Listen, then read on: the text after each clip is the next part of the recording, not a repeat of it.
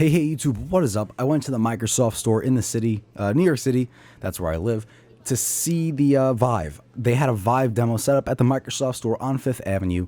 I saw on Reddit that they had the Vive demo set up, so I went and I tried it out. There are not many places, by the way, if you want to go try the Vive out for yourself, there are not many places to test it out so far. At this point, there's only Microsoft stores that have the Vive demo set up, and there's like, currently at this time, like 5 Microsoft stores countrywide, like all the United States, that have the Vive set up at this point. More are coming at the end of the month, and GameStop is going to start having demos soon, but I'm a little weary of the GameStop demos because every time I walk into a GameStop, all their demo consoles that they have set up are kind of fucked up and broken and torn to shreds and in pieces and stuff like that, and hanging from cables and wires. They're all splayed out. So, I mean, if you could try it at a Microsoft store, I recommend it. If GameStop's your only option, go for GameStop too. But the Microsoft Store demo was really great, and the people that were helping me out were awesome. So anyway, I tried 3 demos while I was there. I tried the Blue, I tried Tilt Brush, and Space Pirate Trainer. So online it said that there were going to be 4 demos available. It said that Job Simulator was also part of the demo, but I guess the demo station I went to didn't have it available. I really don't feel like I was ripped off or anything like that. The experience I had was great. So even if you don't get to try one of the 4, it's still a crazy experience, and I would still highly recommend going to it.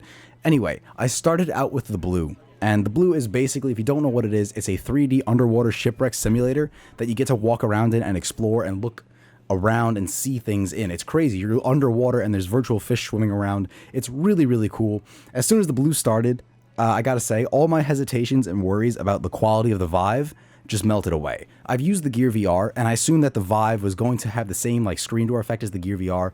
It was going to have the same jitter and lag as the Gear VR. I don't know why I thought that. In my mind, I guess I just associated that with virtual reality headsets, and it has none of that. I was blown away by how real walking around a virtual ship deck underwater and having giant freaking whales swim by me felt. It felt real. The visual clarity was pretty unbelievable, I guess is the best way to put it. I used the Gear VR, like I said, and I knew what it would look like when you can see the screen door effect, and I knew what the pixels looked like that close to my face. And even when I tried my hardest to look for the pixels that were a literal inch from my face, I couldn't see them really. I couldn't pick out the individual pixels like I could on my Gear VR, where it's really easy to see even like the different colors of the pixels with my Gear VR. Obviously, there's going to be a visual difference between real life reality and the screen on the Vive, but I didn't really expect it to be 100% photorealistic, and what I saw was still freaking amazing. I couldn't see, like, you know, bright pixels straight in front of my face and have a screen door in front of them like early dev kit Oculuses and stuff like that. This looked good. I couldn't differentiate it. It looked like I was in an actual world. It didn't look like I was looking at a screen. That's the best way to put it. I think it might be the lenses too that are in the Vive. The Vive's lenses are way better than the ones in my Gear VR. Anyway, one of the things I enjoyed about the Blue, that is basically when you're standing on the deck of a virtual ship that is sunk underwater and is like up the side of a cliff, you can literally look over the banisters. Like, you can literally bend over, walk to the edge of the, I guess, area and look over the edge of the banisters and look into a bottomless abyss. The fact that the world I was in had depth to it made it a lot more realistic. The fact that there wasn't just like a defined edge and it stopped and that was it. The fact that I couldn't see the end of the world and I looked down off a cliff and I just saw an endless black pit made it feel realistic. It actually gave me not chills, but I got like that like almost like falling feeling because I leaned a little too far over and I almost lost my balance and it felt like I was gonna fall into a bottomless abyss. It was really, really crazy, and it was so realistic. Like, there's a point where I actually tried to dodge a virtual reality whale. Basically a virtual reality whale swam by, and I tried to dodge its tail as it swept past the ship, and it caught me off guard because I didn't expect it. So I literally tried to dodge a virtual reality whale tail, which sounds weird, but it was a really crazy experience to actually, like, it wasn't even a thought. It was like a subconscious reaction to something going around me. Like, if someone were to swing a baseball bat at my head, I'd immediately duck. I wouldn't think, oh, I should probably duck if this is coming my way. I literally like flinched almost. That's the best way to put it. It was really cool. Anyway, I think I'm getting a little too hung up on the Blue. Next, I tried Tilt Brush, which is basically a 3-dimensional drawing and painting application, which is made by Google. So it's actually really, really well done. I'm really surprised at how good it is. You didn't use controllers. You literally just walked around. There was no controller input, so I didn't have the controllers in my hand. And when I started Tilt Brush, I saw the controllers started to like spin around in the air and like dance around me. And I was like, oh, maybe this is like the, the game or application's way of telling me I need the controllers. I should go pick up the controllers. And no, it wasn't that. What it actually was the person who was leading me through the demo.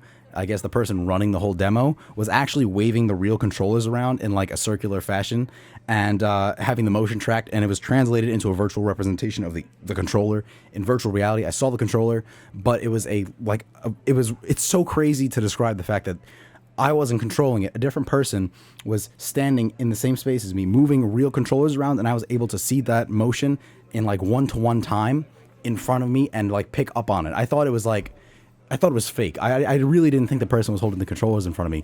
And then the person held the controllers out in front of me, like in front of my face. And in virtual reality, I saw them just floating in front of me. And then the person jiggled them. So I was like, oh, I guess they want me to pick them up. So I reached out and grabbed them. And that's a crazy feeling, picking up a real object after only seeing it in virtual reality. Your brain really gets like tricked into thinking that that's what the actual object is. It's some crazy stuff picking that controller up for the first time in virtual reality. It's really crazy. Basically, like when that happened, that blew my mind a little bit. I was like, whoa. I think at that point I literally just went, wow, because I didn't expect it to be that cool. It's a really weird experience to do that, and it was really cool. The tracking on the controllers and the headset are so good, it wasn't a problem. Like, it was so crazy how well it tracked both my movements and the controllers separately, even when I wasn't holding the controllers and someone else was just waving them around. It tracked it really, really well. And the motion is 1-to-1. You don't feel motion sick or anything like that. And I'm not a person that gets, really motion sick, but if I'm on a roller coaster a couple times, I do start to feel it. So I have like a slight sensitivity to motion sickness, and it didn't bother me in the slightest, which I thought was really, really good. Anyway, I kind of got a little sidetracked. Back to Tilt Brush, which is kind of what I was talking about. In Tilt Brush, I drew a portrait of a man's face and like his shoulders and stuff like that. And, I'm used to drawing in 2 dimensions, so I drew it like it was almost like on a art easel, like I was painting a picture on a just sheet of paper. And then I realized this is not 2-dimensional. I walked 2 feet to the left and saw a completely different image, and it just looked like a bunch of squiggles suspended in the air. And then I realized, oh yeah, this is 3-dimensional. And then I started drawing in 3 dimensions, and that's something I've actually never done in my life. And I guess unless you have, like, I don't think anybody's done that until like virtual reality became a thing. You can't really draw in the air in 3 dimensions. I mean, maybe you can make like smoke trails or something similar like that, but like that is a crazy experience. I mean, so much so I'd say like Tilt Brush really isn't a game, though it's just as fun as any game I've ever played. It's an application that has the capability to allow you to make amazing shit. Like, you can make 3-dimensional figures, probably 3-dimensional printed if you wanted to.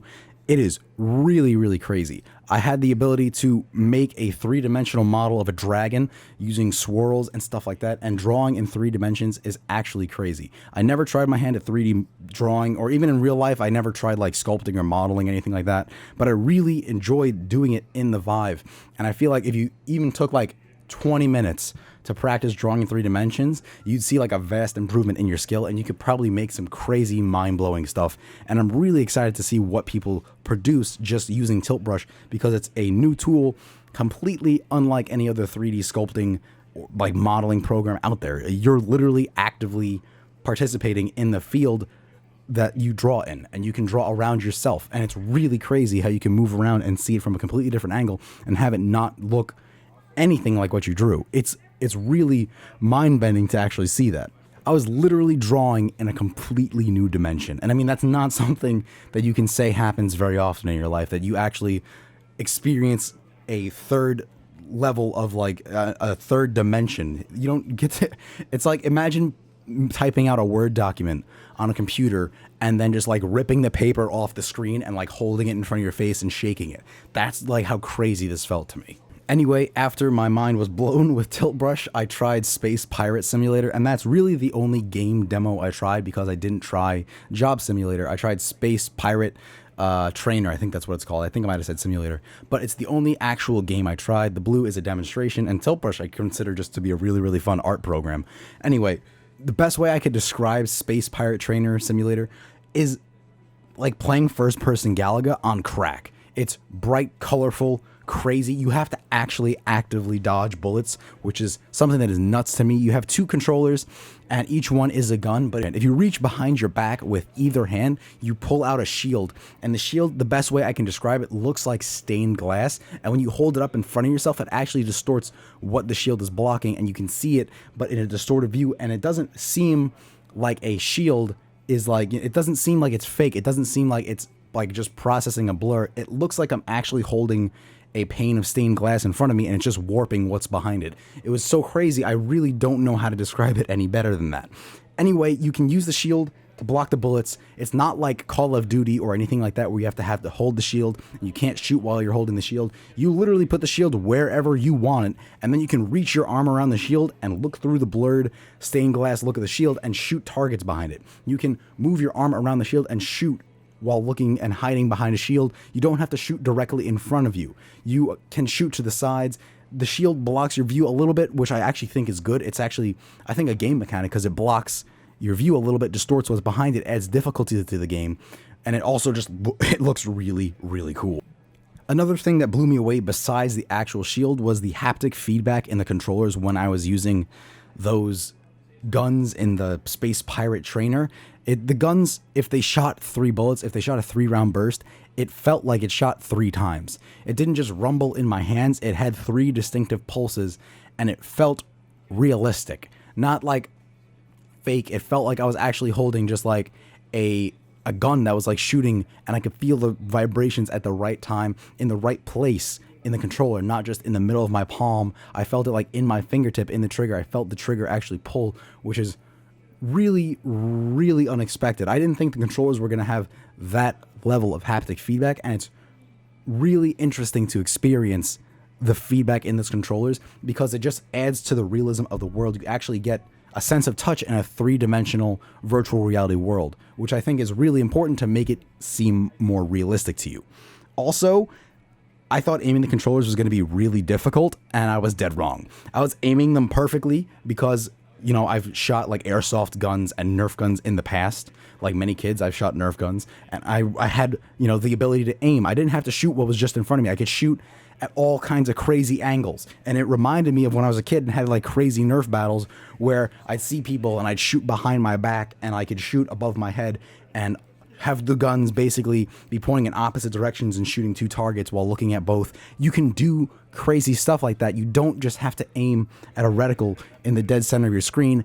And I fear that after playing a game like Space Pirate Trainer Simulator, whatever it's called, I'm going to actually enjoy first-person shooters that are on like Xbox One and PlayStation, like Call of Duty and Halo. I feel like I'm going to enjoy them less because of how much fun it was to actually be able to move the gun around and shoot not at the freaking middle pixel in my screen, but rather anywhere I wanted. That freedom is something that you didn't experience in any game so far, and it's really, really enjoyable. And I feel like it's gonna make some I feel like that's the tip of the iceberg for this VR stuff, and it's just gonna get crazier from here.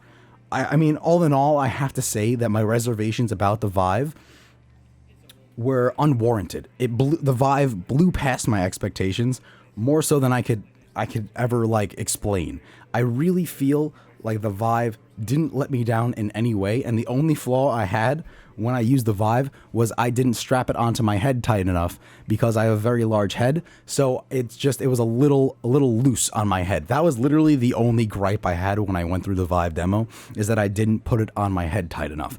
Like, the fact that I'm using first generation technology, which usually doesn't have a good reputation for being great, and having been this blown away by it is nuts. I used the Kinect when it came out immediately.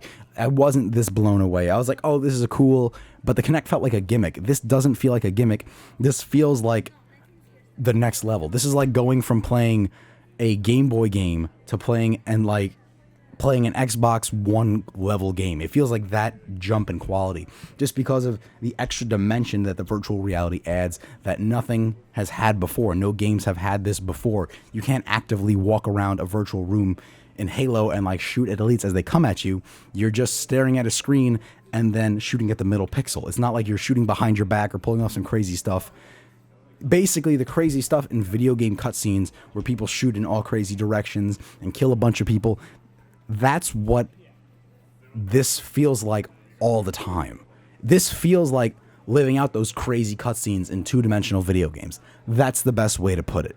If you could try out the Vive, I would really suggest you do it, because it's almost a mind-blowing experience to use it. You feel like you're really there. The controllers feel real. You can track them. They track very well. Also, being able to watch other people try the Vive is a fun thing too. I watched a French guy who didn't understand English at all try the Vive, and he was communicating through charades, but it wasn't it wasn't in front of him. He was communicating through charades with the virtual reality controllers. Like, the guy that was administering the demo had one controller and was pointing to stuff for the French guy to look at because he couldn't communicate with him any other way. And like, they basically reverted to the most simple form of communication, which is pointing and gestures, and seeing that actually work as a form of communication in virtual reality was crazy. It literally built a language bridge for them to communicate with, because before there was a language barrier that they couldn't get over. And if I was having a person basically be in a closed room and experience any other video game demo and they didn't speak the language I was basically speaking, and they didn't understand what was going on, I wouldn't be able to like step into the video game they were playing and show them stuff. But with the Vive, you can actually do that, and seeing that actually happen was crazy. When the French guy shot a flying robot drone, his family cheered for him, and I feel like that's something that doesn't happen all that often nowadays. Most people play online with each other. They don't actually go to their friend's house. They just play online with them through Xbox Live or PlayStation Plus or Steam. Not many local multiplayer games happen that often anymore, and I feel like the Vive, even though it can also be a extreme version of playing only online and not seeing other people and just seeing virtual representations of them, I feel like it can also be a return to a communal style of gaming where you go to your one friend's house who has, like, back in the day, my one friend who had the Nintendo 64, we'd all go to his house and play Smash 64. I feel like that's what this is. You're going to go to your one friend's house who has the Vive and just watch each other play, watch each other fail, try your hardest to beat each other, and then you have amazing times playing these games with your friend, because it fuels your want to play it even more. You want to see your friends mess up and do some wacky things, wave their hands around in like some wacky ways while dodging virtual reality robot bullets. It's crazy stuff like that that I feel like the Vive is going to succeed in the most. That's the best way to put it. Thank you guys for watching. I hope you enjoyed this video. If you did, don't forget to click subscribe, because it's free, it's fun, and I'll see you guys in the next one.